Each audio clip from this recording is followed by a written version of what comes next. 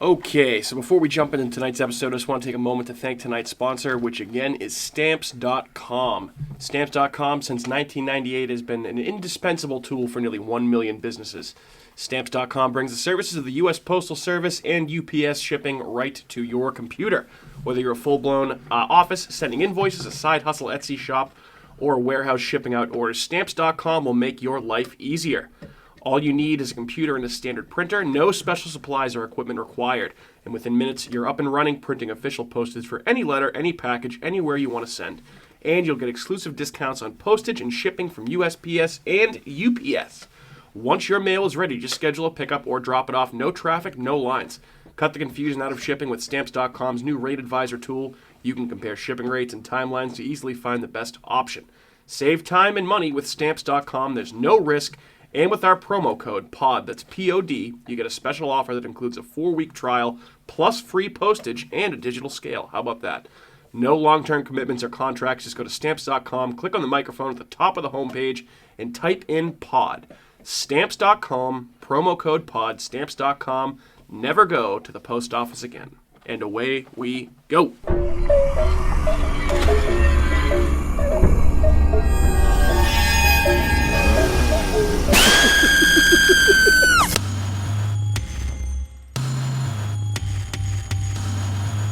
What is up, folks? What's going on? And welcome into another episode of America's Hometown Horror. My name is Mike, and thanks for joining us for another week. Apologize for not putting anything out on the feed last week, but I was feeling a little bit under the weather, and I'm just now getting over a sinus infection, so I might sound a little bit more nasally than usual. But I am with a couple of my esteemed co-hosts who do not sound so nasally, thankfully, and that would be Kat and Andrew. Hey guys, how are you? What's up? What up?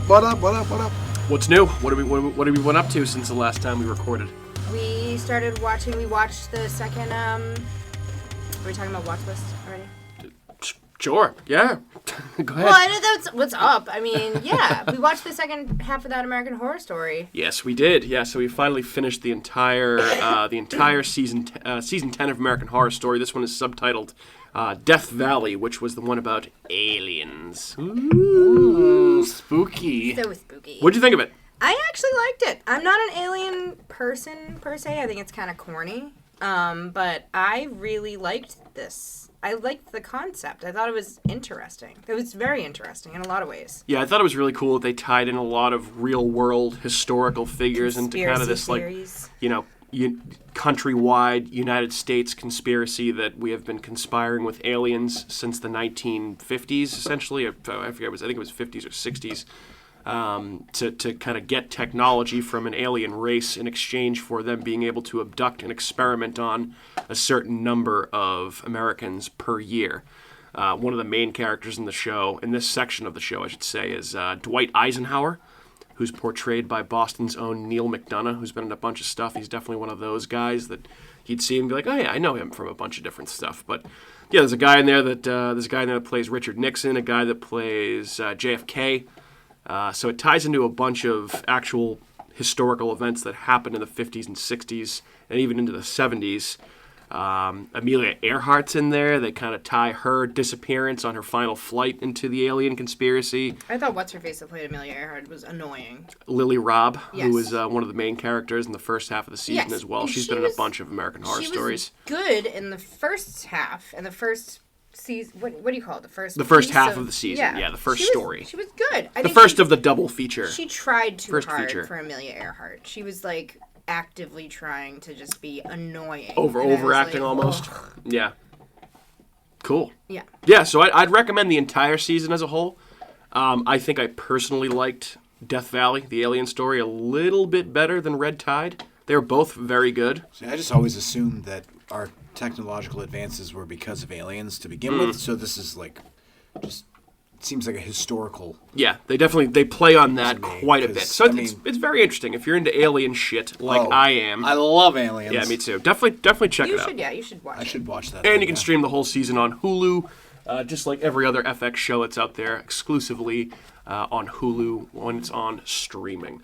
Also, speaking of FX shows that are on streaming, I actually have a lot of stuff that I watched over the last week because I spent a really good amount of time being sick, so I watched a lot of TV.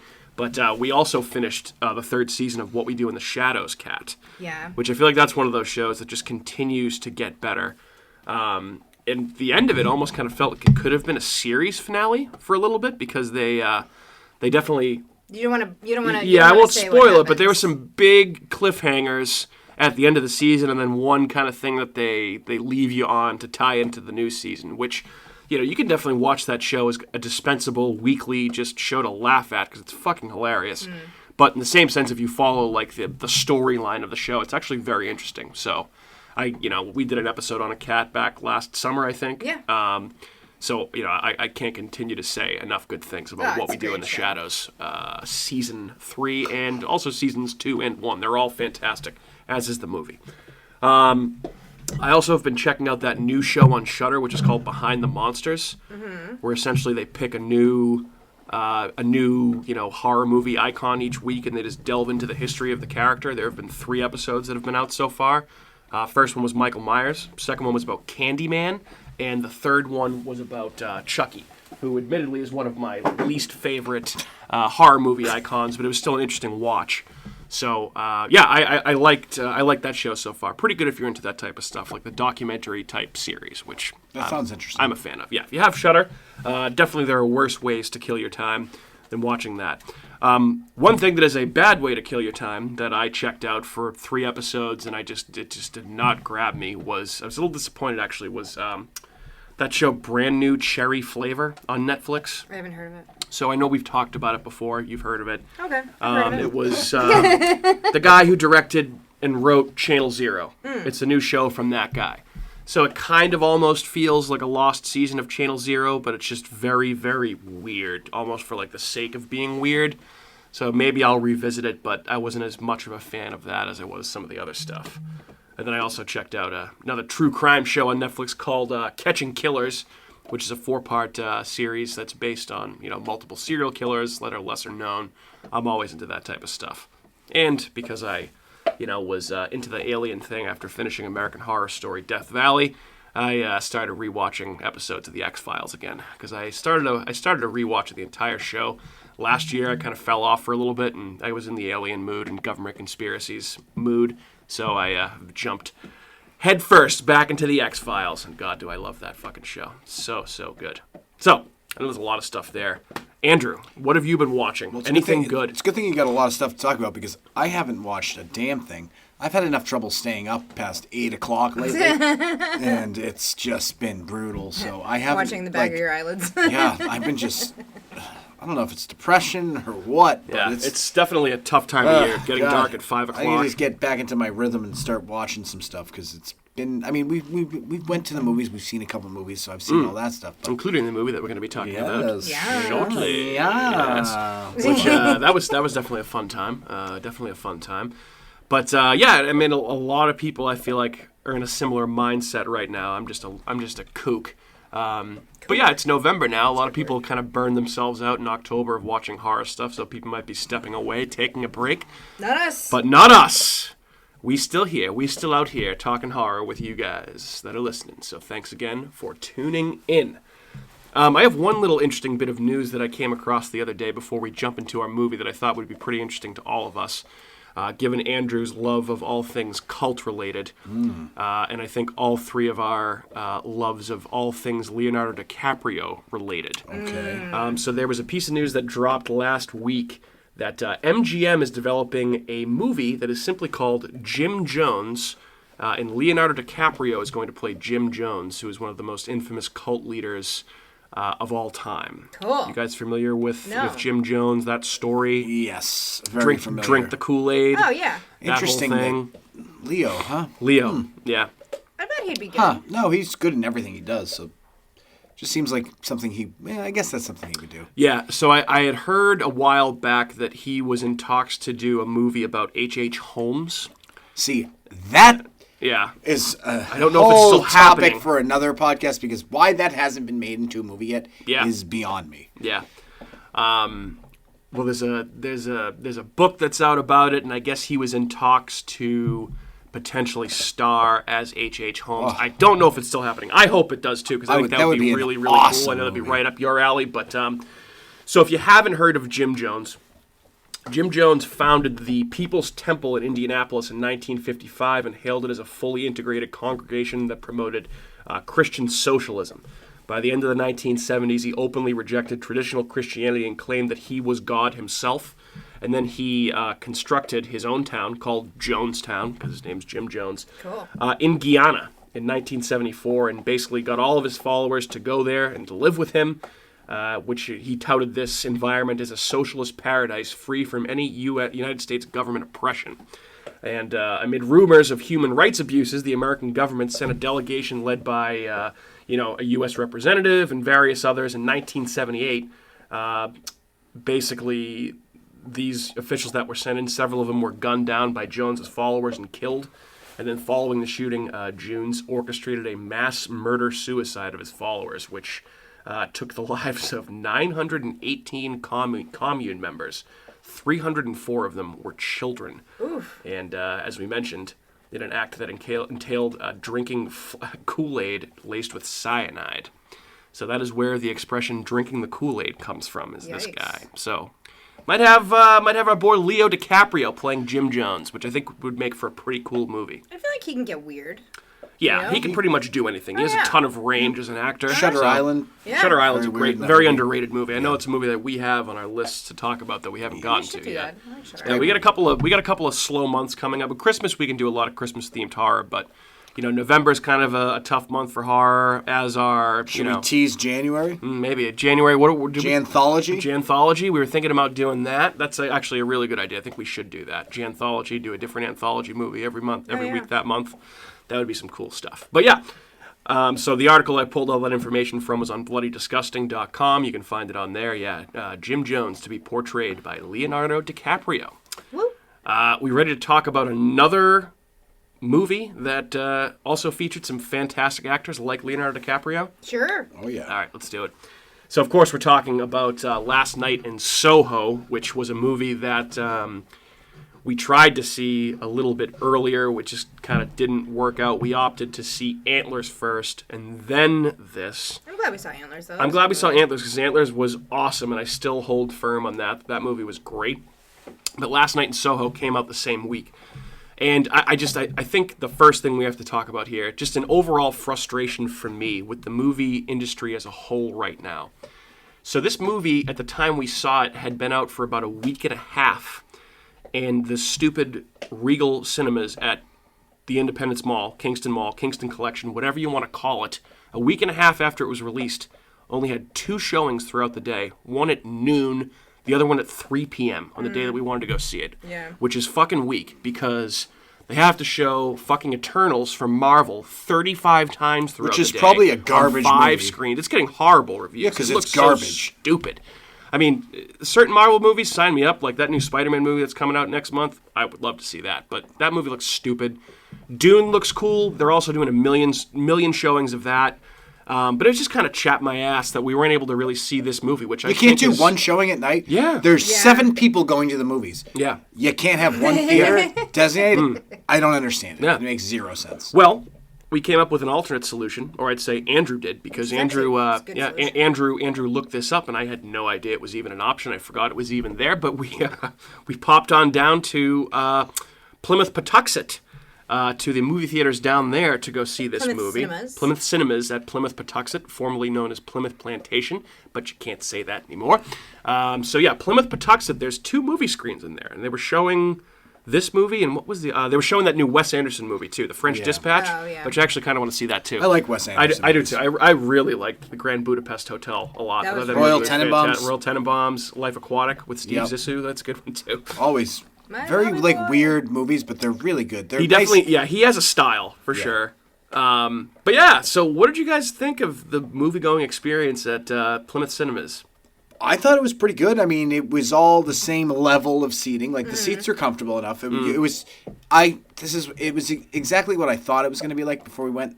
I was like, I feel like we're going to the library as a child to watch a movie at the library. Like, I don't know if people remember doing that as children. I do. But it reminded me of that. Going to the library to watch a movie? No, they used to do that. Yeah, they used to have like a movie showing, and you'd be like 8 years old, and you go to the library and you'd watch a movie. I don't think I ever did that. The library. No, you grew up in Hyde Park, so probably not. I never. No. I'm just kidding. Well, Yeah. even in like Milton or Marshville. They did that a few times did at the Turner Free Library in Randolph. Yeah, Yeah, growing I up. feel like that was a thing. Yeah. Maybe. I remember it, and Yeah. it felt like that same thing, except it was wasn't that bad. I mean, the sound was good. Yeah. Yeah. The screen was relatively small, but it was good enough. Yeah. It was a good option to see the movie because we had no other options. Right. That's correct. So to me, it was a win, and there was two Yeah. other people there. Both Yeah. probably 100 years Essentially- old. yeah, essentially, And I was yeah. like, what are these old ladies doing at this movie? And they both stayed the entire time. They which I did. thought was They did. impressive. I don't think they were very pleased with what they saw at the end of the movie because in walking out, they both were kind of like one of them walked. Like, what did you think of that? I was like, she was like, it was definitely. I guess it was interesting. She was Yeah, I like, just went, oh yeah, that was weird. Because I didn't want to offend them and be like, that was awesome. Yeah. Yeah, right? I know, right? But yeah, I mean, the seats were a little bit weren't as comfortable as your average movie theater these days. I would say. That's But like you my know, only nitpick for the whole thing. Is Yeah. just the seats were. Yeah. By the time the end of the movie, I was like slouched, Yeah, but trying to get I was like, oh my god. I saw on the my back. website. I guess they serve beer and wine there on Yeah. Saturdays for the movies, and yeah, it's small too, and they serve popcorn, which we didn't get any. We just popped into the movie, but It yeah, started right at 7. started There was right at no- 7. Yeah, that's the other thing, so too. No yeah, trailers, which I no like. trailers. We missed I think about the first 3 or 4 minutes of the movie because there were no trailers. So yeah, we walked in, checked out Last Night in Soho, and I think thinking about where we saw this movie. The types of movies that usually play there, which are generally historical type movies, which I guess this is. I mean, it's a stretch. Kind of. Is this a horror movie? Yeah. Yeah, I'd say so. Yeah, I think so Yeah. too. I was on the fence for about half the movie, and then it kind of kicks it into high gear about halfway through. Yeah, it's a slow burn. Yeah, it's definitely a slow burn, but it's a very good story. I would very much call this much more of a psychological thriller. Very Yes. trippy. Very, there's a time travel element to it. But I couldn't take my eyes off it the entire time. I thought it was just truly beautiful to look at. It does work as a horror movie. I'm still not quite sure how I feel about the ending. I feel like I've warmed to it a little bit more than when I initially walked out of the theater. I wasn't sure that it entirely worked. But it was a fun ride. I really liked it a lot. There was a lot of cool stuff. It was engaging. Engaging, yeah. It never felt like there was a lull in the movie. It didn't feel like it was overdone. Like they didn't. There wasn't anything that I thought should have been cut out of it. I thought it was very appropriate for the length and time of the movie. Like it worked well. There wasn't any what's the word? Dead space. Filler. Fat. Yeah. No, Fat. it was all pretty lean, It was very lean. I which thought. which says something for a movie that's 2 hours long. Yeah. Which is Didn't long, feel long for a 2 horror It didn't movie. feel 2 hours. No, it didn't at all. Yeah, I don't think it did either. It kind of flew by for me too. Soundtrack A+. Awesome. Oh, Music A++. was really good. Yep. Acting A+. A++. Yep, specifically way Andrew's future wife, Anya Taylor-Joy, and then Thomas. She's listening. Yeah. One time. Yep, One yep. day. One night. One night with Andrew. Give me just one night. And then the other two big actors in this, Thomas and Mackenzie, who plays Ellie, and then also Matt Smith, who I've never watched the show, but Kat loves the show. A lot of people do The Crown on Yes. Netflix. Apparently, he plays a big role in He that. plays Philip. Yeah. I don't know who that is. It's Elizabeth's husband. Okay, The one I don't know who who recently I don't know who died. that is. Prince Yeah. Philip.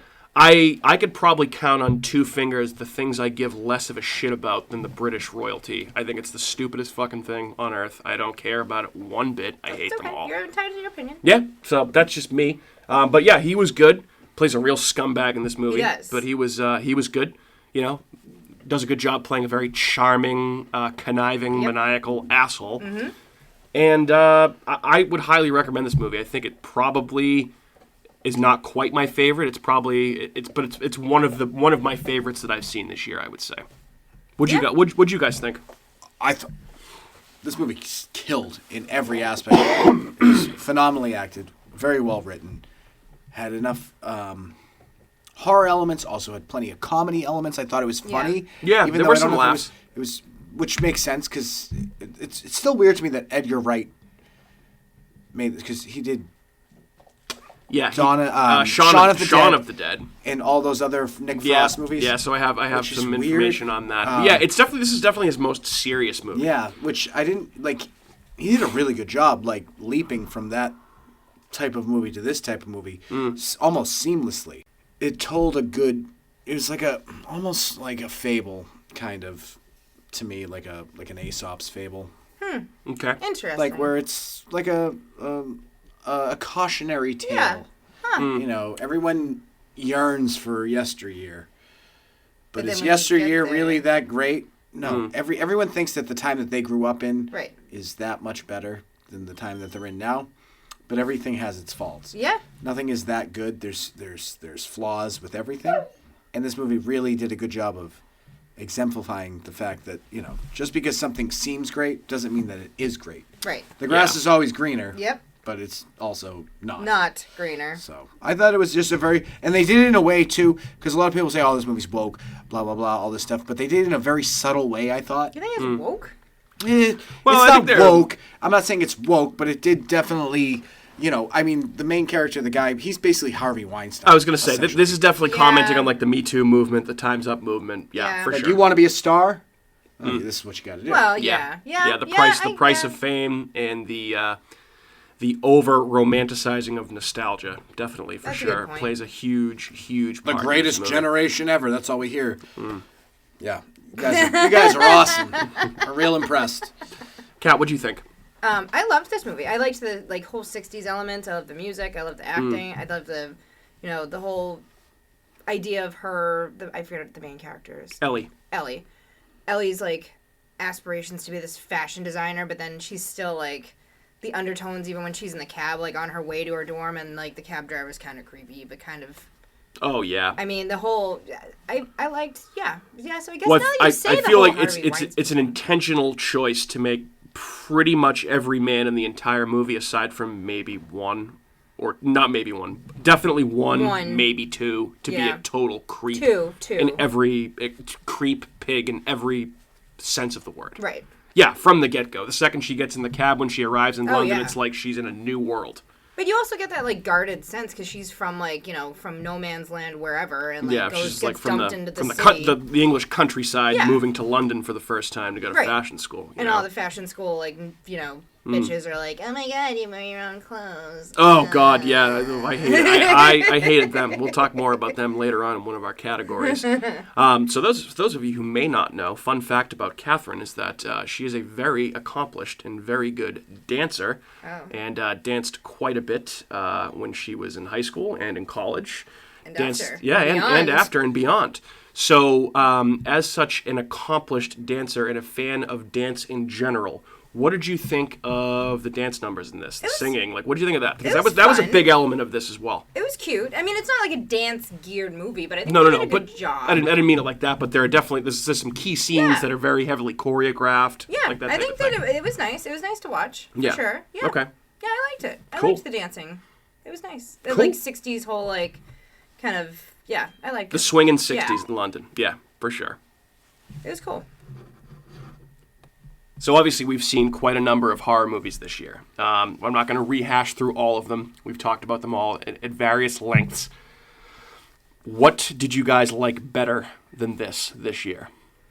This is towards the top of your list. It seems like you guys both Still really love liked it. Spiral a lot. I know but that's Spiral's just your kind favorite. Yeah, that's just gonna. It's biased. It's like it's gonna It's win top the year. 5, maybe top 3.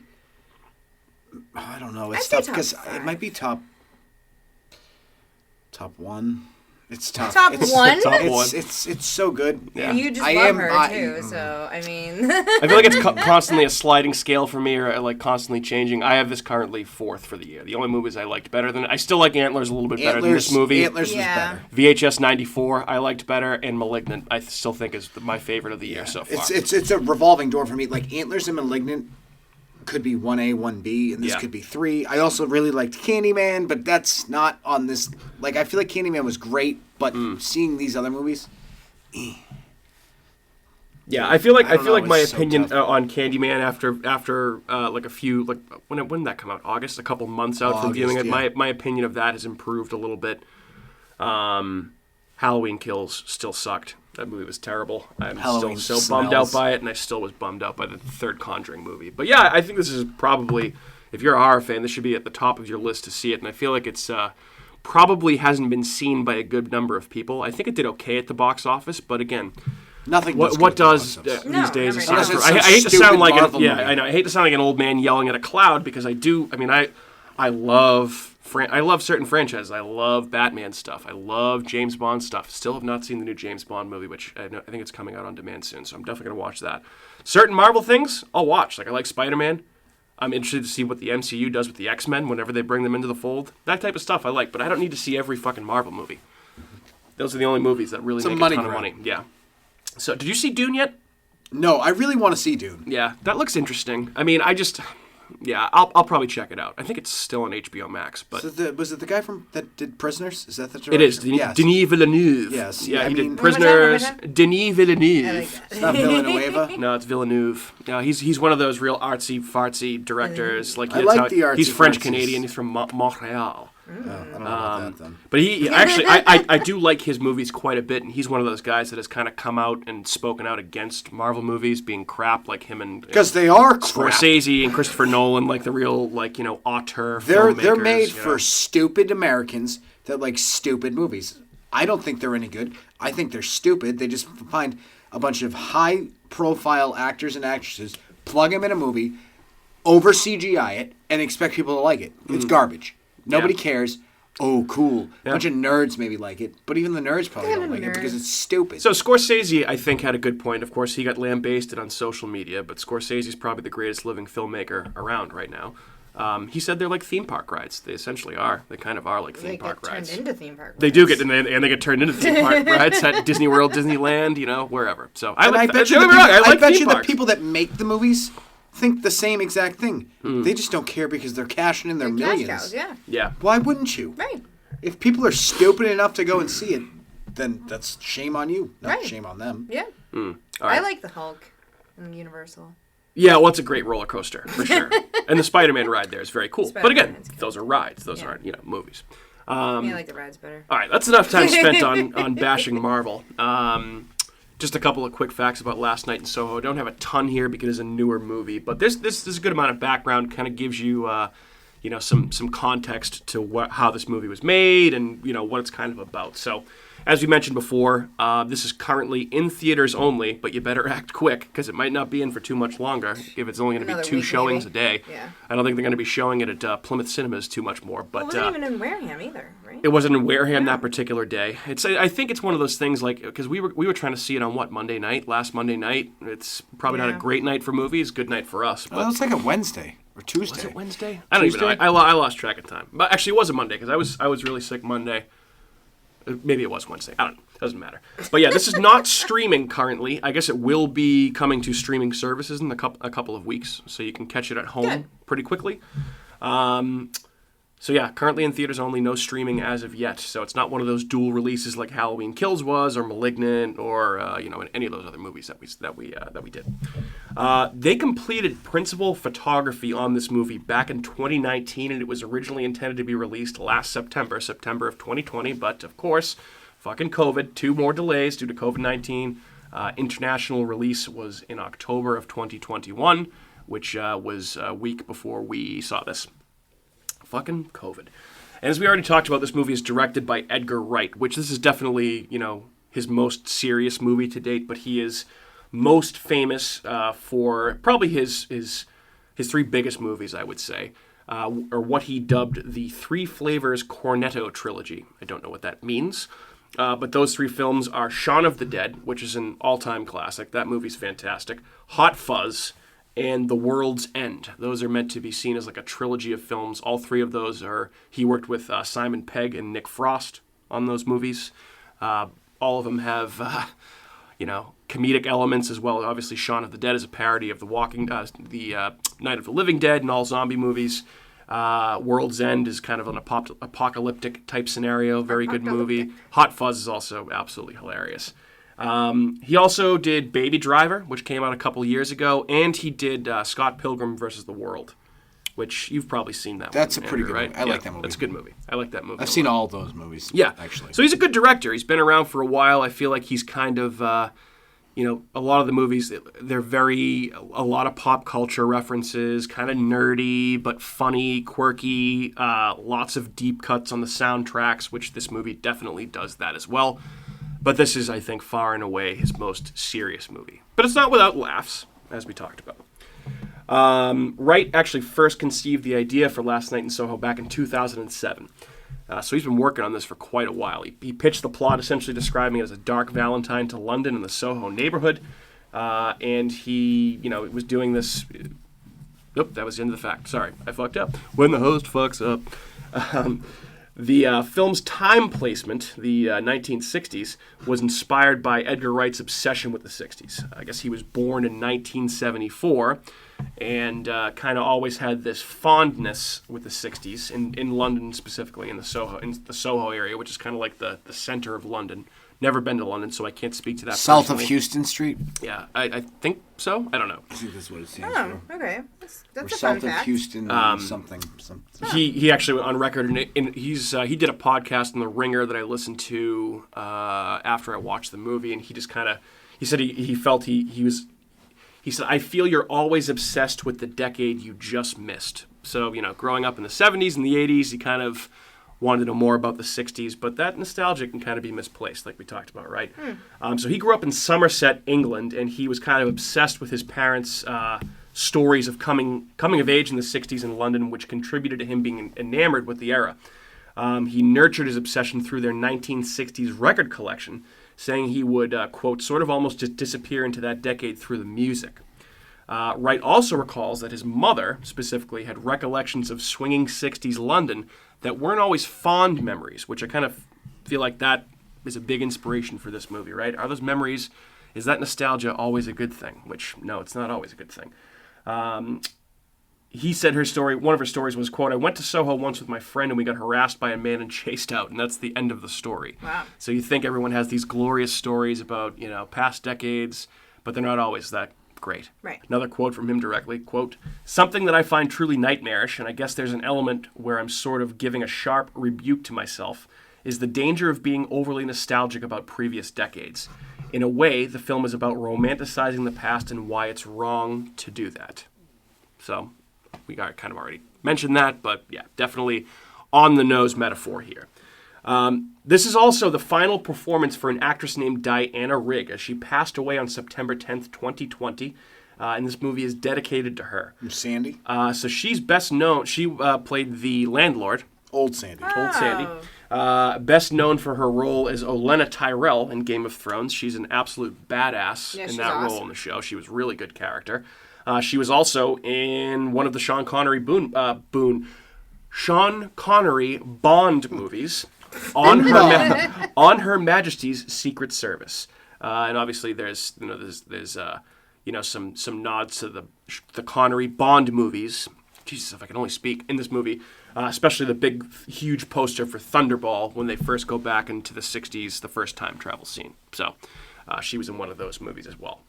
Cool. And another connection to Bond, the drink that Sandy orders when she first goes into the Vesper. Yep, that is the Café de Paris. So basically, the Vesper is was created by Ian Fleming in the 1953 James Bond novel Casino Royale, and obviously featured in the Daniel Craig Casino Royale. Oh, I knew that when it happened.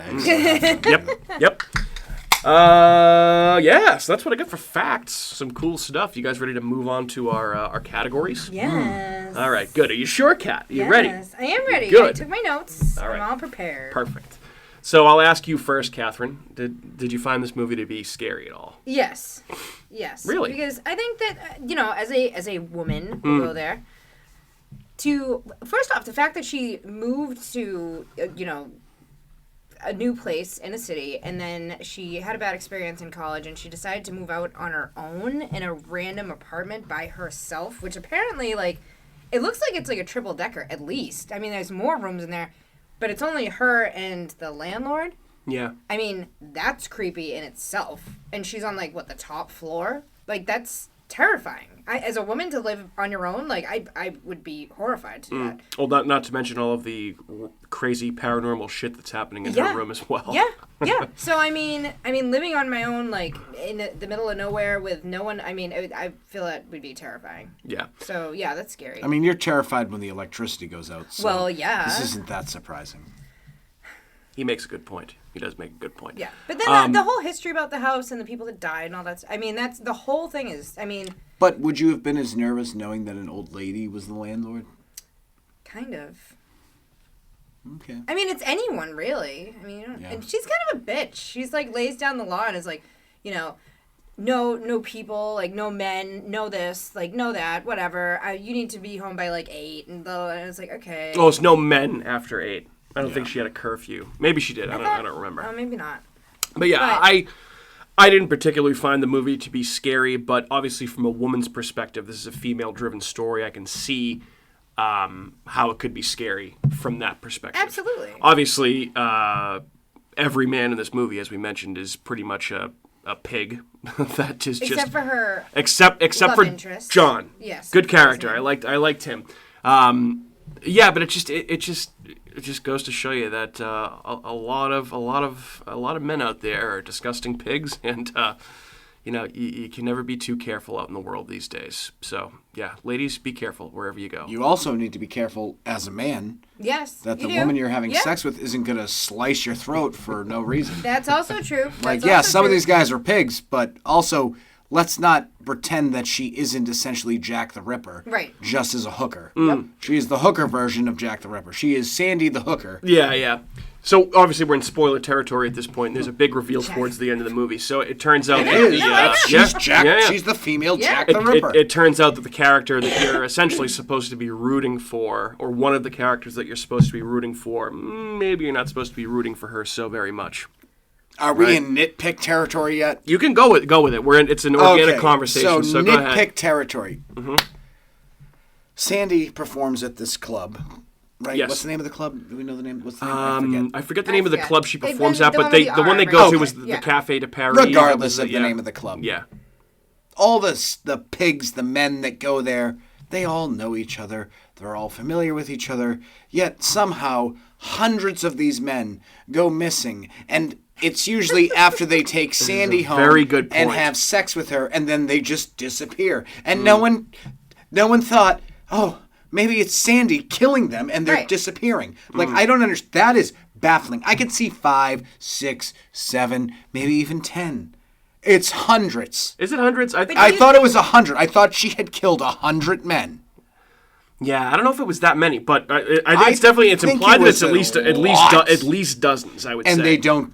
Nobody puts two and two together. At that time that was. And how many people are you going to bury under your floorboard? That's what I was just going to say. Without the stench. It reminds me of like Dennis Nielsen, a famous London serial killer who would, kill women and bury them under his floorboards. Like, there's a lot of different aspects that they take, I think, from like London serial killers, and it was really cool. But I think it's 100. And it's also, that's my nitpick. Like, nobody caught on to that, and she somehow got away with this. But like, no one checked in, no one thought, like, what's going on? Definitely a little far-fetched. Like, men back then, if a woman were to kill you, I mean, I don't think that would. I think that. Well, you're not going to tell anybody, obviously, because you were dead.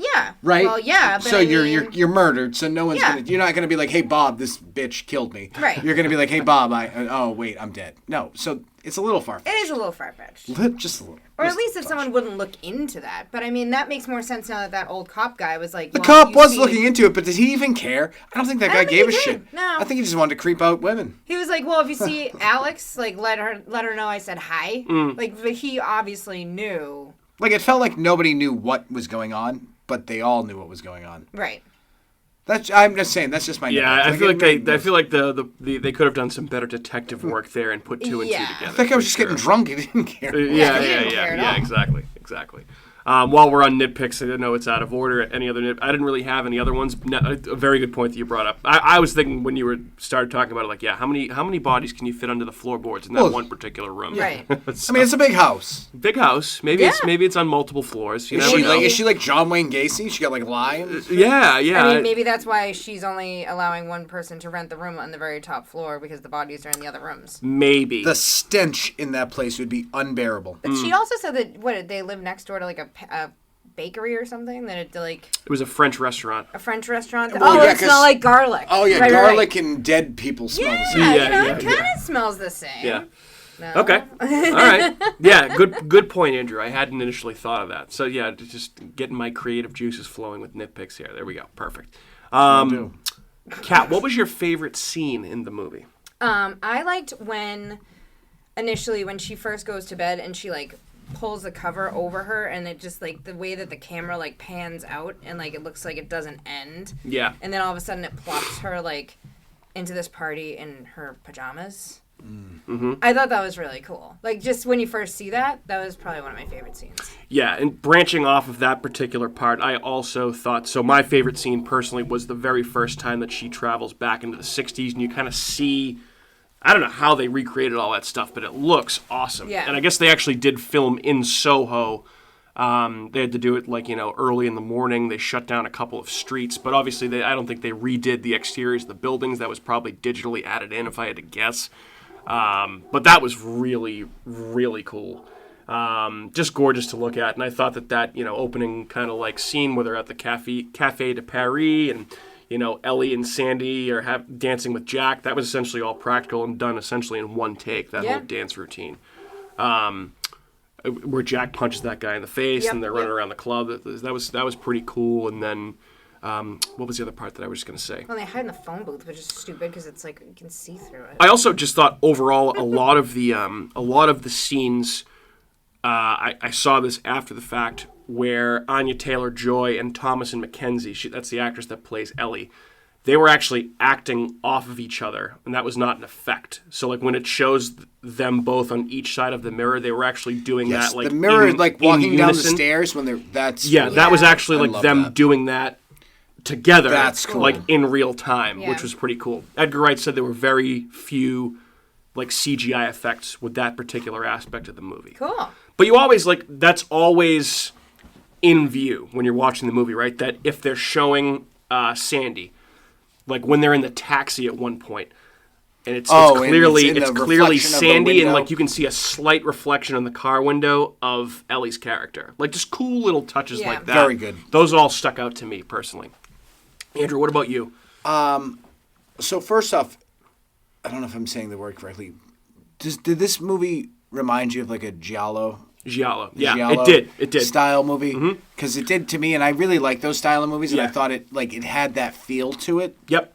So. Edgar Wright has, I guess, actually come out and said that was part of an inspiration for this as well. Like you should see, it's like a newer movie, Neon Demon. Oh, so I've had that recommended to me a few times. Really good movie. What was it? So Malignant was also inspired by those films. Okay, yeah, that makes sense. Yeah, I can see that. One of my favorite scenes was the one where at the very end when Ellie is in the landlord's house. She's trying to get her deposit back, and she's giving her the tea. That reminded me so much of in Prisoners when Hugh Jackman finally meets the woman who ends up keeping under, and she gives him like the Kool-Aid or whatever it is that she gives him, and he gets drugged up. Like it reminded me of that. Yeah, I thought that scene was really good. They could have went so much darker with it, and instead they decided to go like super flashbacky and like I murdered 8,000 people.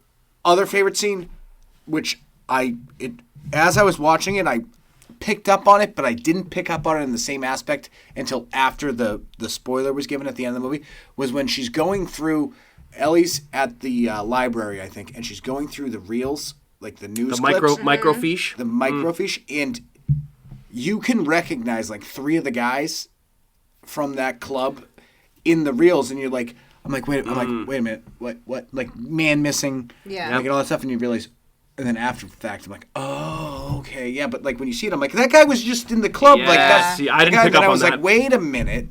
After the fact, I'm like, okay, pretty cool. This is one of the people that she murdered. Right. Pretty cool. A nice little touch. Yeah. So they people did- did notice that men were missing, but then nothing was They actually noticed, but they done. didn't Nothing do was done anything about it. Right. Yeah. or even attempt to think that maybe it's this same person. Like, that to me, like, what an that's an egregious, like, how stupid are Yeah, we? I know. Like, that's a plot, that's a huge hole in the plot. Yeah, looking back on that, She would have been definitely arrested, is. like, 5 people in. Yeah. I mean, but I was gonna say there's that conspiracy. What the pattern in Boston right now with the men that are going missing, right? Yeah, Smiley face the killer? vanishing men of Boston. That's one of the theories, but it's I think it's been debunked. Well, But I love that particular story. I actually thought about maybe us doing a podcast on it. I thought that would be a pretty cool topic, but we can Do some figure that out research. later. Yeah. So I guess since we started talking about the ending, that has drilled up some controversy. A lot of, I think, critics, fans were critical of the ending because they feel like it kind of undermines the themes that the movie's kind of going for, where you're essentially supposed to be rooting for this female character that is essentially being abused horrifically throughout the entire movie, and then at the very end there's a twist that turns her into the villain, essentially. Right. Now, I still didn't really see her as the full-fledged villain of the movie, but I can understand why some people would feel betrayed by that and feel that way. What did you guys think of that? I guess one of the co-writers, so this was co-written by Edgar Wright and Christy Wilson Cairns. She has defended it, so it was co-written by Edgar Wright and a woman. I feel like it's a revenge story. Yeah. Like, she did what every woman would want to do in that situation. I don't think anybody finishes watching the movie and thinks she's the villain. Yeah, I didn't You get think that vibe. she's a victim of circumstance and did what she needed to do. Those guys were all pieces of shit. Yeah. And they all probably should have had their dicks chopped off. Yeah. Which essentially, I mean, they might as well have. Right. But I don't think you think of her as the villain. You only think of her as the villain because why is she trying to kill Ellie? What the fuck did Ellie ever do?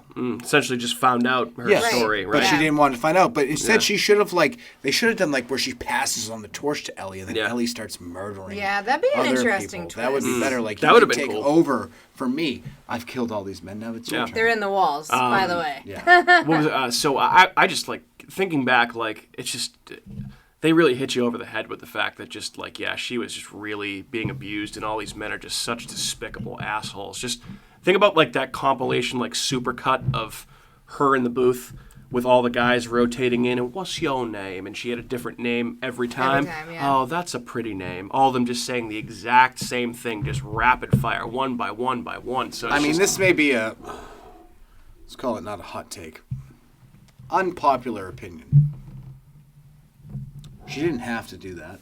No, she didn't. She could have chosen another line of work. Yeah. Okay. Anyone have a favorite and least favorite character that they want to talk about? I liked Prince Charles. Or Prince Philip. You liked him? He's the biggest piece of shit in the movie, isn't he? Yeah. He's just nice to yeah, look at. yeah. I thought it's a handsome man. Oh my God. He's a handsome man. He looks like a fucking jagged, he looks like... It's Reminds that me of old Prince school, Tuesday or something from No, So- he so- has that old school dashing kind of. Since I would say the majority of our listeners don't watch The Crown, you're talking about Matt Smith, Is that his who name? plays Jack. Oh, That is Jack. the Yes. is the manager / pimp of Sandy, and he also portrays who on The Crown? Philip. Philip. Yes. Okay, so he was your favorite because he's handsome and is good in another show that you watched. I liked Ellie too because Okay. I liked Ellie's story. Because wanted he's to make handsome. sure. he's in another show that you've seen. Okay, Yeah. got that. Yeah. Okay. But Ellie was awesome. I loved her Ellie's a good story. I loved her character. evolution as a Ellie's a good character. I character. liked the end. I think that her whole evolution as a character through this whole thing was just awesome. I thought Ellie was a very good character. She grew on me towards the end of the movie as she kind of grows into herself and kind of grows up a little bit. Yep. And I thought, obviously, Sandy was pretty awesome. Sandy was awesome as Anya Taylor-Joy just kind of kills that fucking role. And I know, Andrew, she's probably your favorite character, too, I'd say, right? Her face is very harsh too, though. I feel like it's very structured. Why is everything with you physical appearance? Just saying. What are you, a dude? No, I'm just saying it's very bony, very just rigid jawline. I'm sure she doesn't appreciate those comments. Okay, I'm sorry. Why are you you can being defend so her. I superficial know. towards Catherine, her? this is You're this supposed to be the one that's not superficial. This is Andrew's future wife we're talking about here, Catherine. First off, Be she nice. has beautiful eyes, and it doesn't. Her physical appearance shouldn't matter. You're the one that you just said like this guy. Oh, he's a handsome man. Yeah, he's a handsome like, guy. You're just making my point. I can tell you who my least favorite character was. Oh. Jack's pretty despicable, obviously, but Joe Costa, who was the bitchy roommate, oh my god, did she suck. Oh, she was Oh, awful. she was the named Joe worst. Costa? Joe Costa, Jocasta. What else? I feel like I saw something else that she was in. I don't know, but yeah, she sucked. Yeah, she sucked. Also, while we're on favorite and least favorite, I actually really thought John, Ellie's love interest, he was a good character. I liked him. He was an a lot. awesome guy. Yeah. Awesome. I felt so Yeah. like you Like- couldn't help So but feel bad for bad the for him the entire entire movie. time.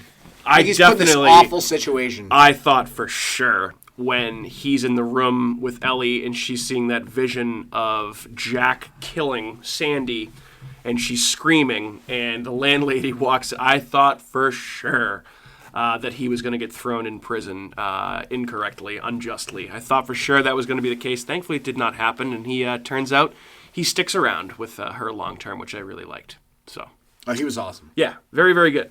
Let's Proving see that all what men are else not we got pieces here. of shit. Exactly. Yes, there are some good ones out there. Yes. I know we usually talk favorite quotes, not necessarily a quotable movie, but one that stuck out to me going back through some of them is when this exchange between Ellie and Ms. Collins, who turns out to be Sandy at the end of the movie, right? Ellie says of her room that she's staying in, has a woman ever died in my room? And old Sandy says, this is London. Someone has died in every room, in every building, and on every street corner in the city. Pretty Fair true. point, like With most old cities. towns. Yeah. Probably Plymouth too. Yep. Yeah. I mean, you don't really think about like bustling cities to be like necessarily the most haunted places, but it's But probably kind of, probably yeah. the most death out of Kat, how anywhere. many people do you think have died in this basement? Not in this basement. This is not an old house. Doesn't matter. Yes, it does. Thousands. I've killed They're all like two buried. There under was the floorboards. there's definitely a dead animal in our backyard with those rocks. Yes, that's But- for true. That's for true. All right, so we talked nitpicks. I think we should move on to the best kill of the movie. Who wants to start there? Best kill, obviously. There are 16 total deaths on screen in this movie. 16. Well, they show a lot, like, all at once. I mean, the kill where Sandy kills Jack, like, that's, like, when they finally show it the way it Yeah. really is. Yeah. That's- I had the reverse, even though it's kind of the same thing. But when he is killing her That in was that my scene, that best was what I death. was going to say too, because it's so, like, that is just like she is at the peak of her hallucinations, and it's just I loved like the way they shot it because she's leaving the Halloween party and she has like the black face Yep, makeup on. yep. It's like running down her face, and the way it's lit. It was just again, this movie's just beautiful to look at, beautifully shot. That was a very cool scene. But it was also a very awesome twist and reveal when you find out that it was actually flipped. the other way around, Yeah. yeah. That Yeah. was my best stuff. But I was also gonna say in that scene, which that is a really good scene. I always forget his name. The guy that's pursuing Ellie. What's his name? John. How he like from his perspective to watch her just like have a complete meltdown and over nothing. Like he doesn't see them. He's a He fucking doesn't- he's a fucking saint. I would have been Yeah. out of there And he's so just like, quick. What's wrong? I mean, Are he's you clearly okay? just Blah blah wants to get blah. some Like posts. Yeah. All right, 2 more questions and then we're gonna wrap it up for tonight. First one, and I think I know the answer to this from my perspective at least. Would this movie work for you guys as a haunted house or a haunted attraction? Yes. If we're talking... See, I feel like they could, like, this is like an H.H. Holmes house. Like, you could do that type of thing. Talking about that, like, you can do that type of stuff in this house. Yes. Like, she's got some trapdoors.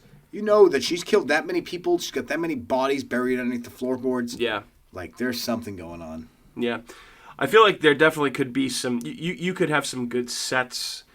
I just feel like generally it's tough to It's a little adapt a bit much. psychological thriller into a haunted house. I feel like 'cause this isn't necessarily a jump scare, This is a boo death house, type though. movie, This is a but death house. there's some freaky look. Like there's a ton of them, and it gets kind of repetitive towards the end. But all the visions she sees of the dead men that have like the blurred faces and yeah. all that, Help me. that could work. But yeah, and I don't know if it would make for the best haunted house. But hey, It'd be all right. It'd be Stranger better than Things anything would you be found good. at anything you found at Fear Town. well, most of it takes place in the house.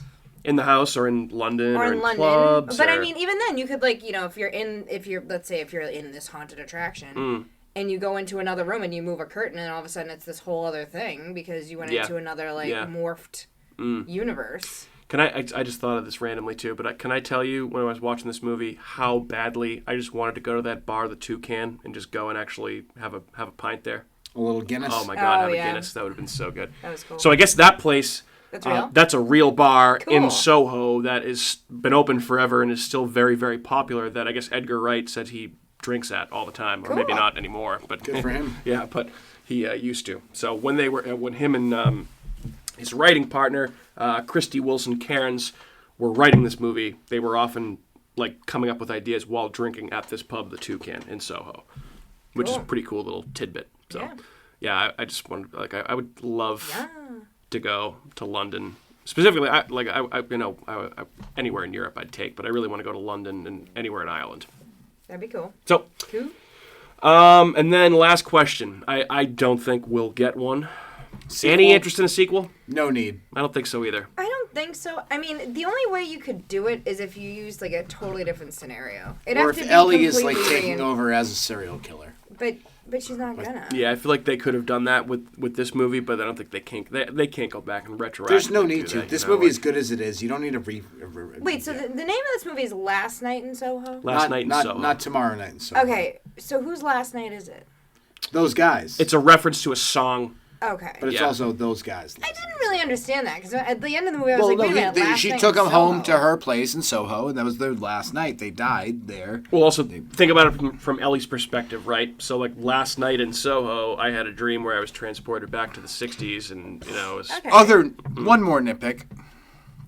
They never really explained how the time travel happened. When she... Yeah, I mean, I guess that's meant to be vague. Yeah, which is fine. Like, I get that. Like, you don't need an explanation. It's time travel. Was it actual time travel, or was she dreaming? No, I think she was having hallucinations. Well, she did wake up. She woke up. Was she drinking tea from that old lady the whole time? Maybe that lady was giving her the tea. Maybe. The Kool-Aid. She also did wake up with that hickey on her neck after the first night. So she was definitely there. Or at least partially there. Interesting. I don't know. May never know. The world definitely may never know. intentionally vague. How many licks does it take to get to the center of the Ellie pop? The world may never know. All right, guys, you got anything else on Last Night in Soho, or are we ready to wrap it up? Watch it. Yeah, watch it for sure. I thought it was awesome. And give really Plymouth good movie. Cinemas a chance. Yeah. All right. Well, Last Night in Soho, highly recommended by all three of us. And with that being said, just a little preview about what else we have coming this week. This is a big movie release this week. Yeah, Thursday night we going to see Ghostbusters Afterlife, and I know for a fact that will be playing in Kingston. Already checked. I'm an adult virgin. I'm an adult virgin. We're going to go to the movies during the Patriots game. Oh, absolutely not. Okay, well, maybe we'll... Reschedule. Maybe we'll... Friday night? I don't know. We'll figure it out. But we will see Ghostbusters Afterlife at some part. I thought about that. I heard my dreams deflating in real time. That's what that sound was. Yeah, I forgot the Patriots are playing on Thursday night. Fuck. Yeah. So yeah, we will see Ghostbusters Afterlife at some point, and we will be bringing you that episode. We were going to try and do 2 this week since we missed last week, but maybe not. Maybe we'll if they have an early matinee. Maybe if they have an early matinee, we shall see. Like 5:30. All right. Well, we can figure out all this behind-the-scenes stuff. They don't need to. No one cares about this. after we stop hitting record. But if you're interested in more of what we have to say, you can find us on our website and also on social media. Our website is ahpod.com. It's AHHPOD.com. You can also find us on YouTube and Facebook. Just search America's Hometown Horror, and we will pop up there. Hit like, hit subscribe, do whatever you do. You can also find us on Twitter and Instagram. On Twitter, we're at Hometown Horror. And on Instagram, which we're the most active there, that's Hometown Horror Pod. You can also email us if you're so inclined at hometownhorrorpodcast@gmail.com. And you can listen to our show anywhere that you get your podcasts, but we're everywhere. Apple, Spotify, Stitcher, Spreaker, Amazon, iHeartRadio, and we're probably many, many more places that I don't even know about. But thanks for tuning in to another episode of the show. My name is Mike, and I have been joined by my esteemed co-hosts, Catherine and Andrew. Guys, say goodbye to your audience. My new name is canceled. Adios, muchachos. Good evening. Bye. Downtown. You must go downtown, George. Downtown. Hey everyone, it's Mike from America's Hometown Horror, and just wanted to say thank you again for listening to another episode of our show, because of course, we would be nothing without you listeners. If you are interested in more local Plymouth podcasts, I would highly recommend you check out some shows by our cohorts on the Inebriart Podcast Network. That's right, the Inebriart Podcast Network, folks. In addition to America's Hometown Horror, you can find the Inebriart Podcast, Bar Talk, Theme Park Legends, Retro Redoctopus, and Old Colony Cast. Head on over and give them a listen.